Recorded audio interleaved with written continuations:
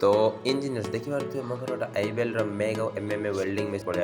Unboxing गोटे कम side रे देखो फास्ट थिंग कहूँ हमको मानुआल भलसे रीड करवार कहीं बहुत इंपोर्टेंट वेल यूज करवा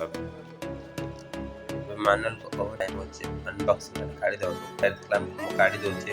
तापर हमर मेसिन काढते मेसिन पे देखि बार मैग गन जो वायर था ना अटैच हो गयो ना बाहर कले से हबन ओके देखो ये कौन दे चश्मा और दे ब्लैक टाइप वेल्डिंग सेफ्टी तापर पंच टाइप दे मेन थिंग होची हमर मैग गन टे गोट लागो निडल ता जोटा कि हमर वेल्डिंग वायर को कनेक्ट करियो माने ठीक से देखेबो तार सेटा कनेक्टर हम जरा कहूथिले मैग गन रे लागियो वेल्डिंग वायर एटा ताको भी केमि लगे देखै देबी ताको देखन तो हम एट लगे दोछो तापर देखियो तो लाइन दे देबा ना काहे वेल्डिंग तो होबनी लाइन न देले तो लाइन भी दे देले नीठी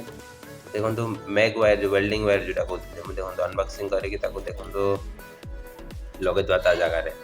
ये सिंपल कौन कर फास्ट स्टार्टिंग रे खाली हमको पूरे बार आमर जो हैंडल थे ना मैग होल्डर जोटा कहे सीठी ना आम लगे देले गन चापिले ना से ऑटोमेटिक बाहर पड़ो देखो चापी थे ऑटोमेटिक बाहर पड़ला से निडलटा लगेगा कहते लगे दो से निडल बहुत इंपोर्टेंट कहीं से निडल को रख सेट करिए देखिए वेल्डिंग मस्त होची आईबेल भल क्वालिटी दबे यहाँ आपको पाखापाखि 13-14 हज़ार पड़ जाए ऑनलाइन रे ओके तो फाइनल देखिए आम पाखे गोटे मैग वेल्डिंग मशीन पड़े जोटा कि मस्त वेल्डिंग भी ओके।